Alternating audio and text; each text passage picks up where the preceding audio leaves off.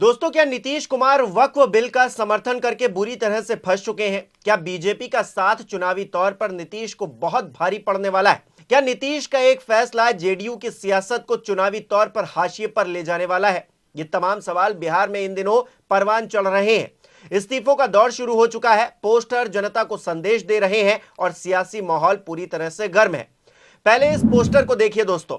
पटना में राबड़ी आवास के बाहर लगे इस पोस्टर में नीतीश कुमार पर राजनीतिक पाला बदलने और जनता को धोखा देने का आरोप लगाया गया है। पोस्टर पर बाकायदा नीतीश की अलग अलग तरह की 3 फोटो भी लगी हैं। एक में नीतीश आरएसएस की ट्रेडिशनल ड्रेस में दिख रहे हैं, एक फोटो में टोपी पहने हुए नीतीश इबादत कर रहे हैं, तो एक फोटो सामान्य तौर पर हाथ जोड़े हुए दिख रही है।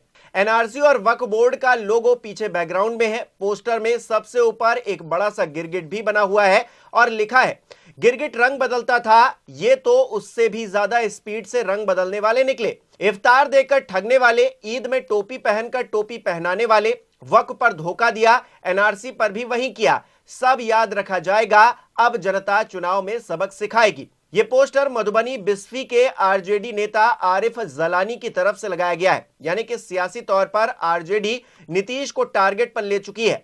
हालांकि जेडीयू को यह सब अच्छा नहीं लग रहा। उनके नेता इसे सस्ती लोकप्रियता का नाम दे रहे हैं और कह रहे हैं कि आरजेडी के छोटे नेता सस्ती लोकप्रियता के लिए ऐसा काम कर रहे हैं। यह घोर निंदनीय है। सीएम नीतीश कुमार सभी जातियों और धर्म के लिए काम करने वाले नेता हैं। हालांकि वक्फ बिल का समर्थन करते ही जेडीयू में बड़ी बगावत देखने को मिली है, जो इस दावे को कहीं ना कहीं धता बताती है। पार्टी के 3 नेता कासिम अंसारी, शहनवाज मलिक और तबरेज सिद्दीकी तुरंत इस्तीफा देकर बाहर निकल गए पार्टी से। ऐसे में सियासी संकट साफ तौर से जेडीयू के लिए दिखाई दे रहा है। हालांकि ये पहली बार नहीं है जब नीतीश कुमार को लेकर पोस्टर बिहार की सड़कों पर चस्पा किए गए हों। इससे पहले 25 मार्च को भी राबड़ी आवास के बाहर एक पोस्टर लगाया गया था। इस पोस्टर में मुख्यमंत्री की तस्वीर के साथ लिखा था, तुम तो धोखेबाज हो, वादा करके डैश डैश डैश। नंबर 1 पर लिखा था, एनआरसी पर हम तुम्हारे साथ नहीं। दूसरे पर लिखा था, वक्फ पर तो बिल्कुल भी साथ नहीं, वोट लेंगे तुम्हारा लेकिन साथ नहीं देंगे। ये पोस्टर आरजेडी नेता संजू कोहली ने लगाया था। उससे भी 2 दिन पहले यानी कि 23 मार्च को राबड़ी आवास के बाहर मुख्यमंत्री को लेकर एक और पोस्टर लगाया गया था, जिसमें नीतीश कुमार को नॉन सीरियस सीएम बताया गया था। पोस्टर पर मुख्यमंत्री की तस्वीर के साथ लिखा था, the non serious chief minister, जनगणमन अधिनायक जय हे नहीं, कुर्सी कुर्सी कुर्सी कुर्सी जय है। यानी नीतीश को लेकर आरजेडी फुल प्रूफ तैयारी कर चुकी है। नीतीश कुमार के एक एक एक्शन पर लालू और तेजस्वी की निगाहें टिकी हुई हैं, गड़ी हुई हैं। इसकी एक सीधी सी वजह सियासी समीकरण भी है।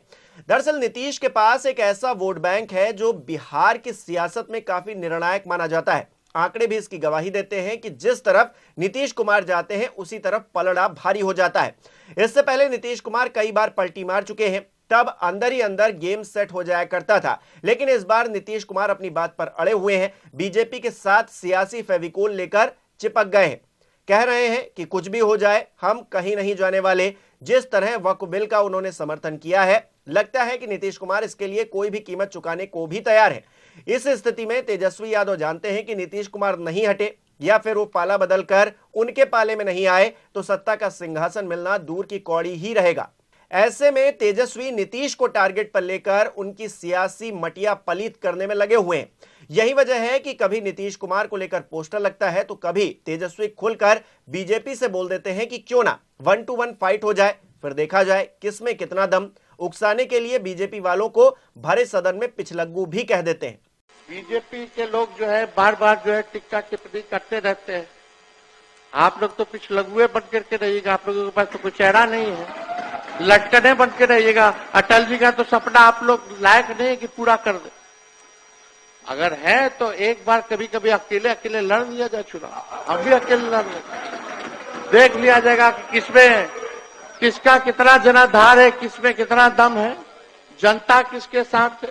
बहरहाल वक्फ को लेकर नीतीश कुमार आरजेडी के निशाने पर हैं। अपनी एक सोशल मीडिया पोस्ट में आरजेडी ने संघ की पोशाक पहने नीतीश कुमार को सर्टिफाइड मुख्यमंत्री चिटीश कुमार कह दिया है। दूसरी तरफ लालू प्रसाद यादव ने अपने ऊपर हो रहे सियासी हमलों का भी जवाब दिया है और कहा है वीडियो शेयर करते हुए कि संघी भाजपाई नादानों, तुम मुसलमानों की जमीनें हड़पना चाहते हो, लेकिन हमने सदा वक्फ की जमीनें बचाने के लिए कड़ा कानून बनाया है और बनवाने में मदद की है। मुझे अफसोस है कि अल्पसंख्यकों, गरीबों, मुसलमानों और संविधान पर चोट करने वाले इस कठिन दौर में संसद में नहीं हूं, अन्यथा अकेले ही काफी था।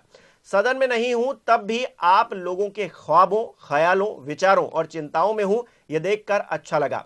अपनी विचारधारा, नीति और सिद्धांतों पर प्रतिबद्धता, अडिगता और स्थिरता ही मेरे जीवन की जमा पूंजी है। सरकार ने जो लाया है संशोधन, ये इनका सरकार का पहल ये ठीक है, हम समर्थन करते हैं। मौलाना इसरारुल साहब, हमारे शाहनवाज जी और साथियों के साथ मैं समर्थन करता हूँ। देखिए, कानून बनाना चाहिए बहुत कड़ा। सारी ज़मीनें हड़प ली गई है, चाहे सरकारी हो या गैर, उसमें जो काम करने वाले लोग हैं सब बेच दिया है। प्राइम लैंड, ऐसा नहीं है कि कोई खेती वाली ज़मीन है। पटना के डाक बंगला पर जितनी प्रॉपर्टी थी, ये सब पर अपार्टमेंट बन गया, सब लोगों ने लूट लाट किया है। आगे से खैर आप तो लाइए, इसको पास हम लोग कर देते हैं संशोधन आपका, लेकिन आगे से कड़ाई के साथ जो भी बंडियाँ बना रहे हैं, इसको संवैधानिक अधिकार दीजिए और कम्युनिकेबल ऑफेंस करिए। अगर कोई बेचता है सो, और जो कब्जा किए हुए है सो, और ये सारे लोगों को क्रिमिनल मतलब नॉन अवेलेबल इसको नहीं बनाइएगा, तब तक आपका ये खनता पूर्ति ये होता रहेगा। इसको बना दिया, उसको बना दिया, ये अबलाइज हो गया, काम खत्म हो गया। धन्यवाद। यही बात है। श्री एस.डी. शारीक, इसको एक कड़ाई। तो कुल मिलाकर इस पूरे सियासी घटनाक्रम में लालू प्रसाद यादव, तेजस्वी यादव नीतीश कुमार को टारगेट पर ले चुके हैं। उनको लेकर पोस्टर भी लगाए जा रहे हैं और इस पोस्टर के बहाने कहीं ना कहीं नीतीश कुमार की सियासत को जनता के सामने एक्सपोज करने की कोशिश की जा रही है। हालांकि जनता इसे किस तरह से देखती है वो तो चुनाव में ही पता चलेगा, जब उसके रिजल्ट आएंगे तभी पता चलेगा। लेकिन हमारे जो दर्शक हैं वो इस पूरे घटनाक्रम को किस तरह से देखते हैं, हमें कमेंट करके बता सकते हैं। बहुत बहुत धन्यवाद।